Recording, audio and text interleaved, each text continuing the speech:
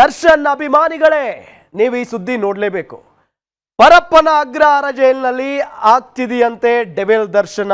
Cinema ಅಲ್ಲ, ನಿಮ್ಮ ದಾಸ ದರ್ಶನ್ ಡೆವಿಲ್ ಅವತಾರವನ್ನ ತಾಳಿದಾರಂತೆ.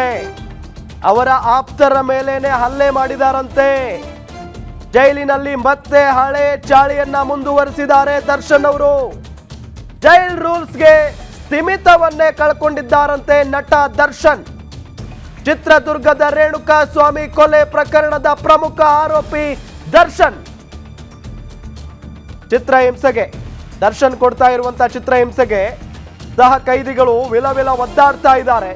ದರ್ಶನ್ ಟಾರ್ಚರ್ಗೆ ಬೇರೆ ಜೈಲಿಗೆ ಶಿಫ್ಟ್ ಮಾಡೋದಕ್ಕೆ ಮನವಿಯನ್ನ ಮಾಡಿಕೊಂಡಿದ್ದಾರೆ. 2 ದಿನದ ಹಿಂದೆ ದರ್ಶನ್ ಸೆಲ್ನಲ್ಲಿ ದೊಡ್ಡ ಜಗಳ ನಡೆದಿತ್ತು. ಜಗ್ಗ ಮತ್ತು ದರ್ಶನ್ ನಡುವೆ ಅತಿ ದೊಡ್ಡ ಗಲಾಟೆ ನಡೆದಿತ್ತು. ಮಲಗಿದ್ದವರನ್ನ ಕಾಲಿನಲ್ಲಿ ಒದ್ದು ಎಬ್ಬಿಸಿದ್ದ ದರ್ಶನ್ ನಾಗರಾಜ್. ಏಳ್ರೋ ಬೇಗ ಎಂದು ಅವಾಚ್ಯವಾಗಿ ಬೈದಿದ್ದ ದರ್ಶನ್. ಜಗಳ ಜೋರಾಗ್ತಾ ಇದ್ದಂತೆ ಜೈಲಾಧಿಕಾರಿಗಳೇ ಬಂದು ಬಿಡಿಸಿದ್ರು.